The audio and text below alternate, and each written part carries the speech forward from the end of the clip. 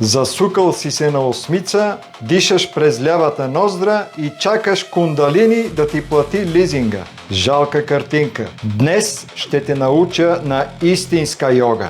Его йога. Първо, забрави за куче гледащо надолу. Това е поза за подчинени. Ето ти една истинска асана.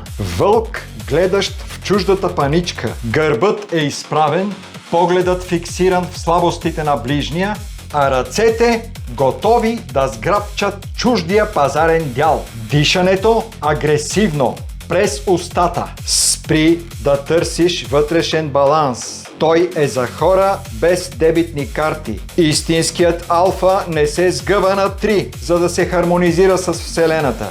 Той сгъва конкуренцията. Единствената чакра, която трябва да ти е отворена, е тази за входящи преводи. Всичко останало е биологичен шум за тревопасни. Свободен си!